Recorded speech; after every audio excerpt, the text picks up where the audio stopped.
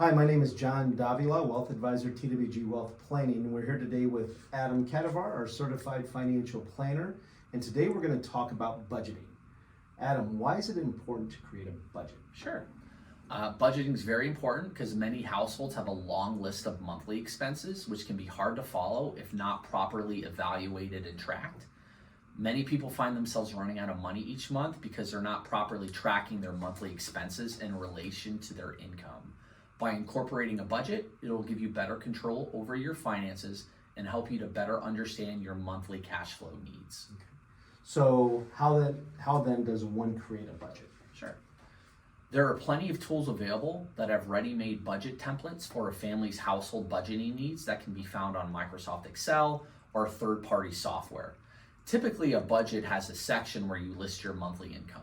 The income can either be gross income or net income after taxes and retirement plan contributions. Expenses are usually segregated into 4 categories. These are discretionary fixed, discretionary variable, non-discretionary fixed, and non-discretionary variable. The discretionary expenses are usually the first expenses to cut because they are wants, not needs. While non-discretionary expenses are the opposite. They're mandatory needs-based expenses. For example, discretionary variable expenses involve eating out at restaurants, vacation, and other entertainment activity. Now, eating out at restaurants and going on vacation is fun, but it's usually the first set of expenses that should be reviewed and trimmed if one is having monthly cash flow problems. These expenses are usually the first ones I discuss with clients when they need to cut expenses. Next is discretionary fixed expenses, which is usually the second category I recommend cutting when there are monthly cash flow problems. These are fixed monthly expenses that are wants, not needs. These can include streaming services, cable television, and gym memberships. The needs-based expenses that are much harder to cut or eliminate are non-discretionary expenses.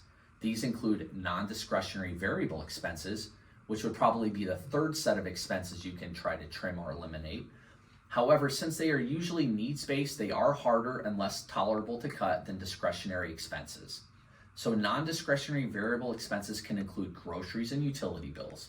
While it's not possible to completely eliminate these expenses, you can lower them by shopping at a less expensive grocery store or controlling how much electricity you use or what temperature you keep the thermostat in your home.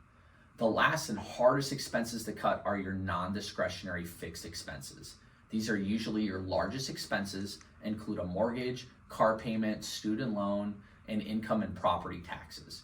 It is very hard to lower or eliminate these expenses, so these would be the last and least likely place to look if you're trying to control your spending patterns.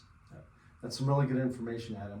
To schedule an appointment with a TWG advisor, you can go to www.twgwealthplanning.com and make your appointment today.